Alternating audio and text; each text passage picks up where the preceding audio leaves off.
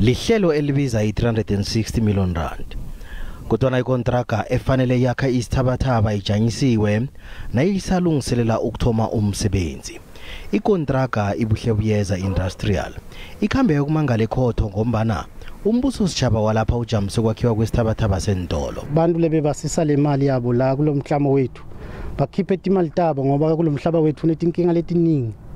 Le mall bekufanele ibe ngu16,000 square meters nyalo yehlile yaya ku12,000 square meters. Bombuso sitjhaba iMatsamo baqinisekise bona indawo le ngiyomphakathi walapha. Yenziwe isol analysis kwathola ukuthi lo mhlaba awuvumi any crop, akusiyo umhlaba wokulima loya.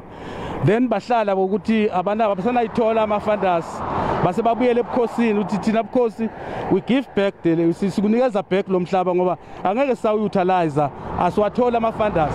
Kodwa iBuhle'buyeza yalandula. Ngithathe le ndzaba ngayisa ekhotho ngoba sibona kubaphazamisa i-development yethu leseyihlelekile. Sesiprepareile iplan ikhona yemall. Umasipalata wenkomazi uthi akutholakale insombululo zamsinya ngendaba le. Ngombana ukwakhiwa kwesithabathaba esi kuzokusiza ukuhlumisa umnotho wendawo le. Abantu batakhona kuthenga edvote bangayi khashane emadrobheni ngoba tinsita titabe tithudane. Njengombana kusalindwe ilanga lokuya ekhotho, ikontraga inethemba lokuthi kuzokutholakala insombululo zamsinya.